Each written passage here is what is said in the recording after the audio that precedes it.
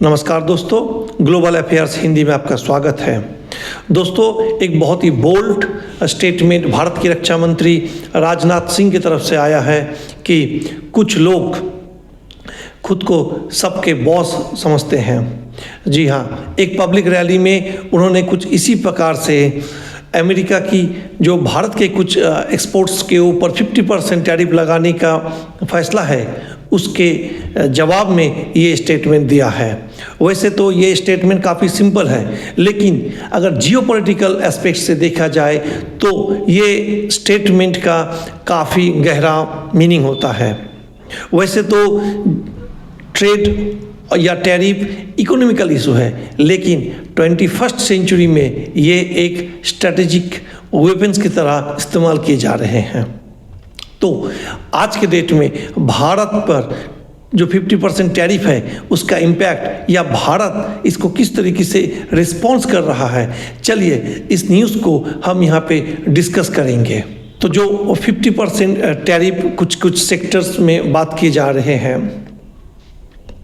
ये मूलतः steel, aluminium और कुछ एग्रीकल्चरल प्रोडक्ट्स है जो भारत यूएस को एक्सपोर्ट करता है।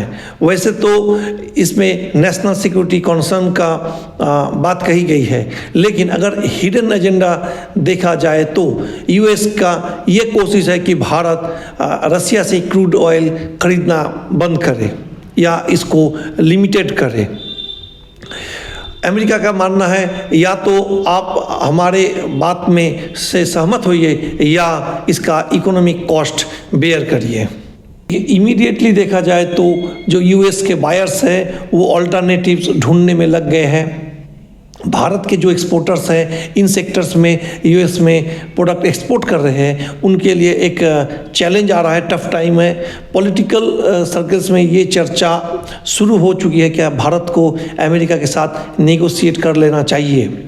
वैसे भारत की तरफ से फिलहाल जो रिस्पॉन्स दिखता नज़र आ रहा है कि भारत ने WTO में एक फॉर्मल कंप्लेन किया हुआ है और भारत ने एक रिटेलिएटिव टैरिफ का ड्राफ्ट भी बना के रखा है, लेकिन अभी तक इसके ऊपर बात नहीं की जा रही है ताकि नेगोशिएशंस के जो स्कोप है, वो नेगोशिएशन के जो दरवाजे हैं वो खुले रहे। इंडिया और यूएस के बीच का ट्रेड जो है, इसके समझने से पहले हम लोग बहुत छोटे से में इंडिया यूएस रिलेशन को समझ लेते हैं। देखिए 1945 के बाद जो बाइपोलर वर्ल्ड था, उसमें उसके एक पोल पर यूएसए था और दूसरे पोल पर यूएसएसआर था। भारत इंडिपेंडेंस के बाद इन दोनों में से किसी भी साइड में नहीं गया, बल्कि नॉन अलाइनमेंट मूवमेंट को ज्वाइन किया।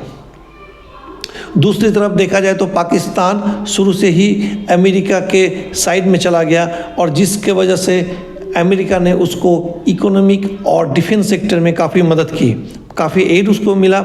लेकिन भारत कुछ इकोनॉमिक एड अमेरिका से लिया जरूर, लेकिन डिफेंस सेक्टर में भारत ने अपना दूरी बना के रखी है।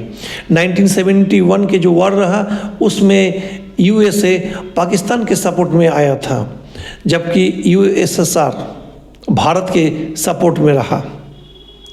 आगे देखा जाए तो भारत जब परमाणु टेस्ट करता है तो अमेरिका भारत के ऊपर सैंक्शंस लगाया। इवन 1998 में भी अमेरिका ने भारत पर सैंक्शंस लगाया।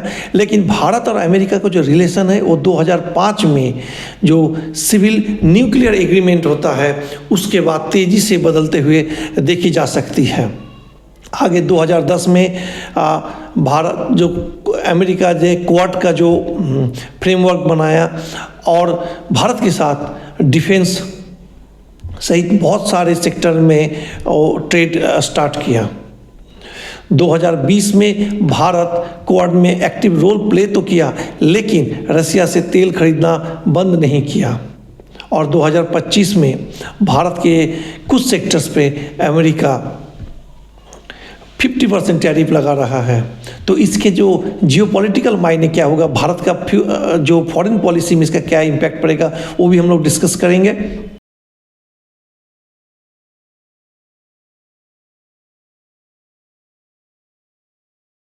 पर उससे पहले इंडिया यूएस ट्रेड को समझ लेते हैं।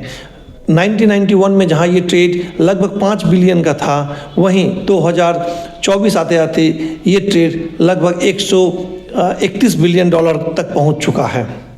भारत मूलतः अमेरिका में जो एक्सपोर्ट्स करते हैं वो है फार्मास्यूटिकल सेक्टर्स में, इसके अलावा आईटी सेक्टर्स में, जेम्स एंड ज्वेलरी में, टेक्सटाइल में भारत, इसके अलावा एल्युमिनियम स्टील में भी भारत का एक्सपोर्ट है, जिसके लेके ही ये करंट विवाद चल रहा है। अगर दूसरी तरफ देखा जाए तो भारत यूएसए से क्या इंपोर्ट करता है, अगर हम लोग देखें तो भारत क्रूड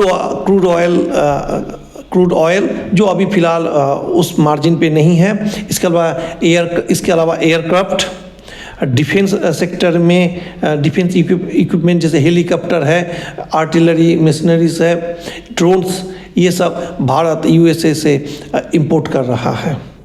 भारत और यूएसए के बीच में ये ट्रेड डिस्प्यूट कोई नया नहीं है, इससे पहले भी 2018 लगाया था। 2019 में भारत ने अमेरिकन डेयरी प्रोडक्ट्स को सैनिटरी कंसर्न के बेसिस पे रिस्ट्रिक्ट किया। 2020 में H1B वीज़ा को लेके आईटी सेक्टर में काफ़ी चैलेंज देखे गए और अभी फ़िलहाल 2025 का सिनारियो आपके सामने है। देखिए, भारत के एक्सपोर्टर्स के लिए तो ये एक चैलेंज का स्थिति आ ही गया है, क्योंकि उनका कॉस्ट कॉम्पिटिटिवनेस स्टील और जो एल्युमिनियम सेक्टर्स एक्सपोर्टर्स है उनको ये टैरिफ डायरेक्ट हिट कर रहा है।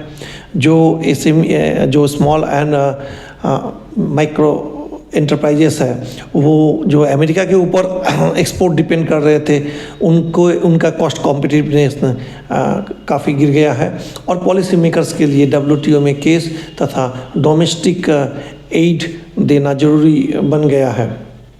अगर बात की जाए तो US इंडिया डिफेंस पार्टनरशिप की, तो इसमें एक ड्रामेटिक ग्रोथ ट्रांसफॉर्मेशन देखा जाता है।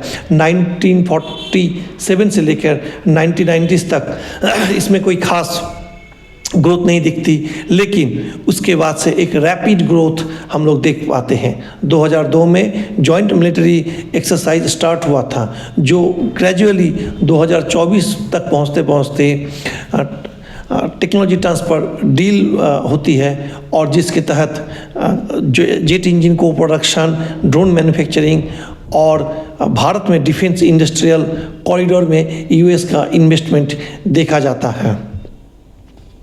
भारत और US के बीच में लगभग 25 बिलियन डॉलर का जो डिफेंस बिजनेस है वो लगभग 25 बिलियन डॉलर की है। US और भारत के ट्रेड को समझने के लिए हम लोगों को ये भी समझना पड़ेगा कि आज के डेट में ट्रेड सिर्फ ट्रेड नहीं रहा, इसके जियोपॉलिटिकल मायने भी है। अगर आपके साथ ट्रेड जिस देश का अच्छा है, उसके साथ आपके दूसरे संबंध भी और बढ़ते जाएंगे। अगर ट्रेड खराब होता है तो दूसरे संबंध भी खराब होने लगेंगे। और अमेरिका का जो ये टैरिफ स्ट्रैटेजी है, इसे भारत के लिए नहीं था। इससे पहले अमेरिका ने चाइना के ऊपर टैरिफ लगाया और जिसके चलते चाइना ने भी अमेरिका के ऊपर रिटेलिएटरी टैरिफ लगाया और जिसके चलते अमेरिकन फार्मर्स को काफ़ी नुकसान झेलना पड़ा। यूरोपियन यूनियन के अगेंस्ट में भी अमेरिका ने सेम टैरिफ लगाया था, इसी प्रकार के टैरिफ लगाया था और जिसके चलते EU ने अमेरिकन जीन्स, मोटरसाइकिल्स, बहुत कुछ के ऊपर ये टैरिफ लगाया, जिससे अगेन अमेरिका को नुकसान झेलना पड़ा। भारत के ऊपर भी 2018 में ऐसा टैरिफ लग चुका है और भारत ने भी इसके रिटेलेट में एप्पल, वॉलनट्स, इस सब के ऊपर टैरिफ लगाया था, जिसके चलते अमेरिकन फार्मर्स को, जो आलमंड एक्सपोर्टर है, उनको नुकसान झेलना पड़ा। जो भी हो, ये जो टैरिफ है, ये मुझे नहीं लगता कोई परमानेंट है। ये एक नेगोशिएशन के लिए ये पावर टैक्टिक्स हो सकती है। जो टैरिफ के प्रेशर में भारत से अमेरिका अपना कुछ जो डील है वो करना चाहे। तो अब ये जो स्टेटमेंट जिसके ऊपर बेसिस करके आज ये डिस्कशन हम लोग कर रहे हैं, इस स्टेटमेंट को अगर हम लोग समझने की कोशिश करें तो ये स्टेटमेंट में 3 लेयर नज़र में आती है। पहली तो ये है, जिस रैली में राजनाथ सिंह स्टेटमेंट दे रहे थे, वो लोगों के लिए एक नेशनलिस्टिक पंच लाइन था, जो एक लीडर के लिए ज़रूरी भी होता है। इसके अलावा ये एक यूएसए को एक मैसेज था कि भारत अपना पॉलिसी ऑटोनॉमी मेंटेन करेगी। इसके साथ साथ भारत के जो एलाइज हैं उनके लिए भी मैसेज था कि भारत अपने पॉलिसी मेकिंग में इंडिपेंडेंट है। आज के डेट में जब 2021 चल रहा है, तब ट्रेड सिर्फ ट्रेड नहीं है, और देश जो सुपर पावर है वो दूसरे देशों को कंट्रोल करने के लिए इस प्रकार की टैरिफ लगाते हैं। भारत के लिए ये ज़रूरी है कि सिर्फ हमारे सीमा पर हमारे जो टेरिटरी है उस पर हमारा जो जियोग्राफिकल टेरिटरी है उस पर हमारा कंट्रोल सिर्फ रहे, ये ज़रूरी नहीं है, बल्कि भारत के जो कल्चरल सेक्टर है, इकोनॉमिक सेक्टर है और टेक्नोलॉजिकल जो ऑटोनॉमी है वो भी मेंटेन हो। वैसे बॉस कौन होगा ये तो समय डिसाइड करता है, और मुझे लगता है कि आने वाला समय भारत का है, तो समय बताएगा कब कौन किसका बॉस बन जाता है। अगर ये वीडियो आपको इन्फॉर्मेटिव लगा हो तो वीडियो को ज़रूर लाइक करें, कमेंट करें और चैनल को ज़रूर सब्सक्राइब करें। जय हिंद।